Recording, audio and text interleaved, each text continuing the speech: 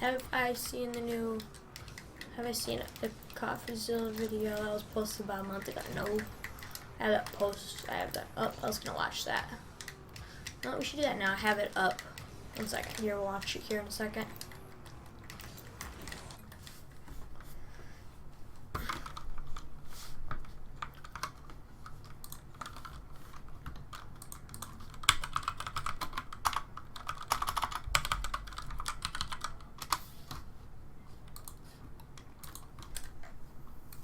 The influencers who promoted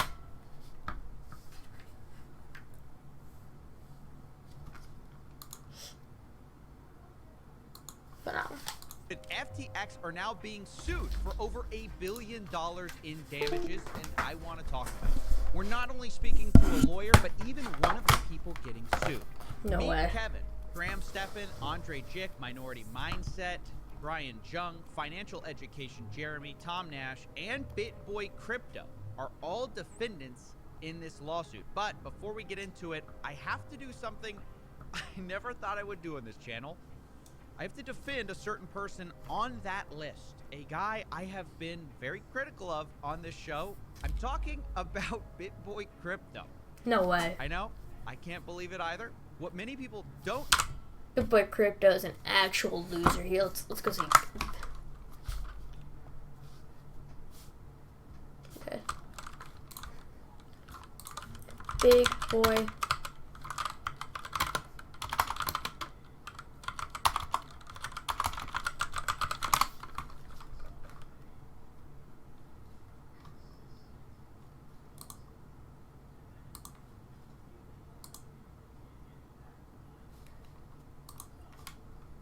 That's funny. No, is that he turned against them, and get this, months before the collapse, he started warning people about FTX. We're going to be crossing out FTT and Solana. These are going to be going out of the portfolios. These coins are dead to me. Sam Bankman-Fried, you're dead to me. Brett Harrison, you are dead to me. FTX, you are dead to me. You are despicable, and I'm disgusted. Bro's putting out a death message. Bro, he's going ba ba ba ba ba ba ba ba ba. It's like, you're dead to me. By you in every way, shape, or form. Everybody's going to be on that track. Oh my God, he said that way back in September. He said he's disgusted by Sam Bankman-Fried.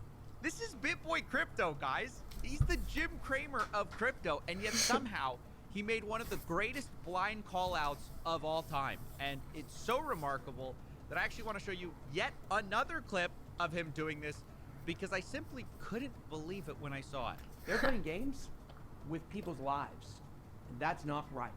Time to expose.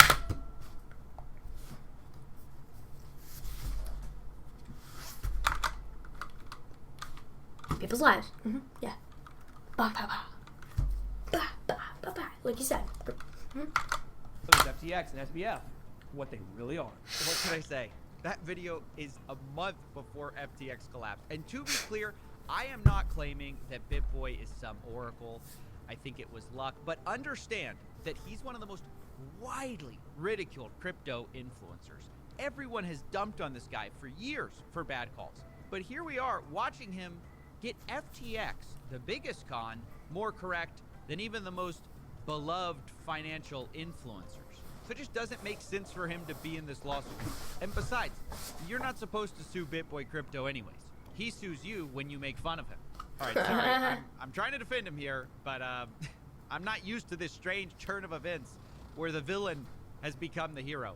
But either way, with that out of the way, I want to talk about the rest of... Dude, if a villain become a hero, that's like seeing Thanos save the world. Like, picture this. You got Thanos saving the world. This lawsuit. Basically, the rest of these influencers are accused of promoting FTX and getting paid for it. It also accuses them of not conducting adequate, if any, due diligence. Allegedly, these influencers played a major role in the FTX disaster, who hyped the deceptive FTX platform for undisclosed payments. Now look, none of this is really surprising. We talked about this back in November, and it all feels inevitable. The whole reason FTX was so popular is because of the amount of money they dumped into these advertising campaigns. Everyone I know was offered one of these deals. Either way, it's pretty logical to see. Including your mother. that without people willing to take the money and sell FTX, it just couldn't have hurt as many people.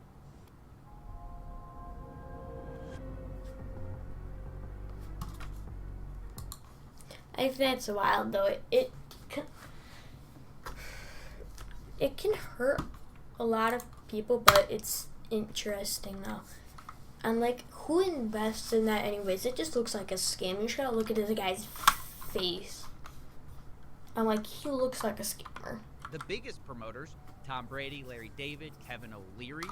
And so this just seems like the next logical step targeted at smaller promoters, albeit financial education influencers in particular. So although these guys don't have as each logical step targeted at smaller promoters, albeit financial education influencers in particular. So although these guys don't have as anything close to Tom Brady's popularity, the argument here is different. It's that people look to people like Graham Stephan and Meet Kevin in a different way than they looked at Tom Brady. If Tom Brady promotes some penny stock, you'll think nothing of it.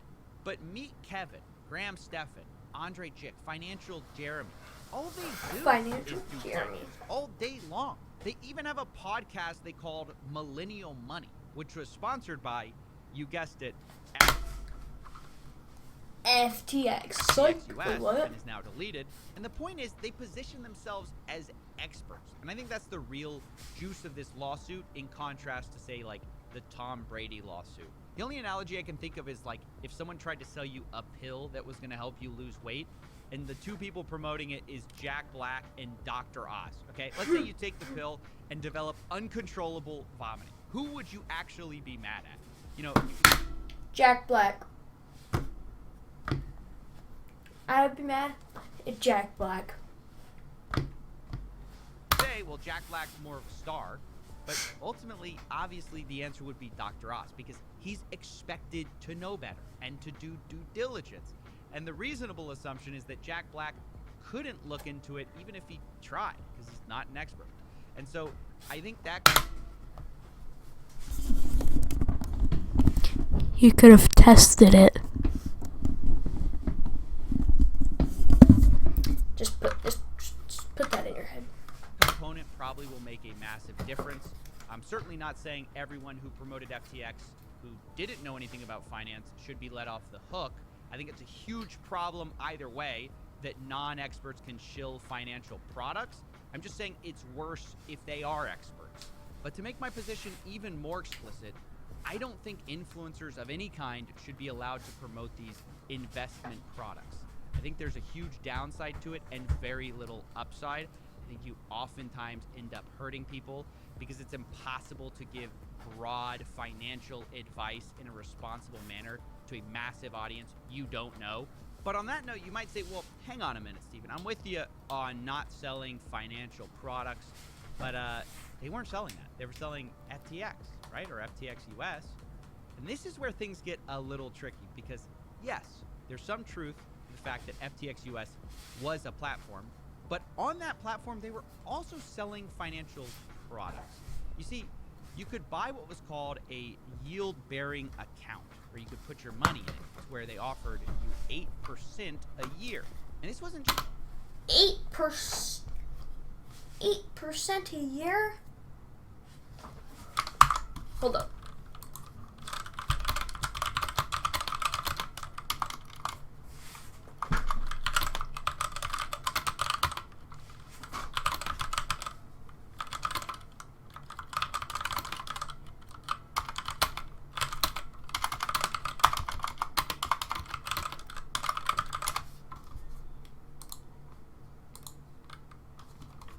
That's 1% high? Wait.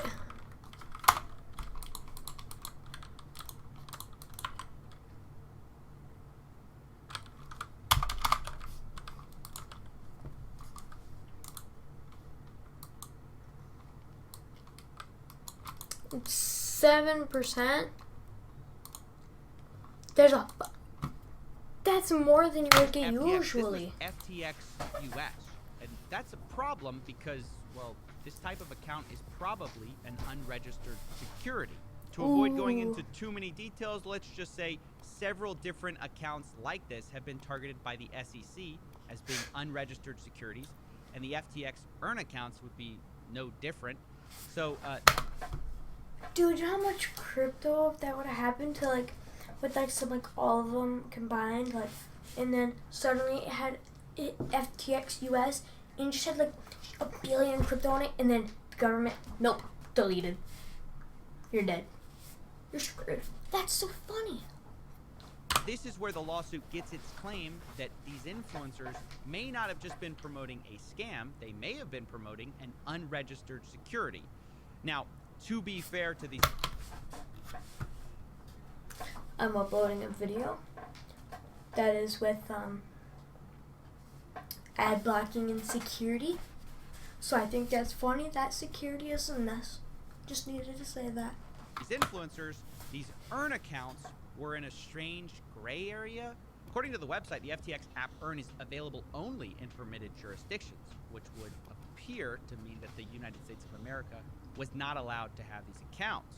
But in typical Sam Bankman-Fried fashion, what they said on their website wasn't actually true. You see, these accounts were actually available to U.S. investors, as seen on a screenshot from their own app. Quote, FTX Earn rewards are available for U.S. users on a promotional basis. And admittingly, this was confusing to a lot of people. A Redditor said, FTX Earn for U.S. customers is incredible, but very poorly marketed. And then complains that it almost feels intentionally hidden, which could have been a red flag. And maybe it was, but it was there. And like it or not, if American investors put money into this Earn account, we could earn 8% a year because of one of these influencers, they may have sold an unregistered... That word influencer. That word has more curse to it than the devil, bro. Influencer, just, if you have that title, you're screwed up, man. Not like you screwed up somewhere. Like, why do you have influencer? Is a title that is so bad. Just makes you look terrible. Like, that ruins your image, bro. Like the picture. security, which would be bad not just for the person who put their money there, but also bad for the influencer. I mean, look, it's all bad. It's just legal jujitsu to kind of get to the obvious. Ultimately, this story is about people getting hurt, promoters getting paid, and now they're getting sued for it, to which I say, good. Although, not everyone believes this particular legal strategy is going to hold water. I asked Legal Eagle, a well-known lawyer on YouTube, what he thought, and he was doubtful about its chances. And basically, the entire case rests on a part of the Florida law that the plaintiffs claim connects the endorsers to FTX. I'm very skeptical of this. The section in question extends liability to any director, officer, partner, or agent for the seller if they personally participated or aided in the making of a sale. And if you're on YouTube or if you're a celebrity endorser, you're not a director of the company, you're not an officer, you're not a partner, and you're not an agent. You're not able to act on behalf of the company. You're just basically contracted to make a statement. For most of them, it relies on a bare allegation that they were, quote, paid to endorse FTX. And then there is a subsequent allegation where it's so wishy-washy. It says, quote, it is hard to imagine that anyone who has done business with FTX, including paid endorsers, would not have personally witnessed one or more of the deficiencies identified by Mr. Ray. He's the guy who's in charge of the receivership of FTX in bankruptcy. And all FTX endorsers have extensive business dealings beyond FTX and surely would be able to identify business practices that are unusually problematic.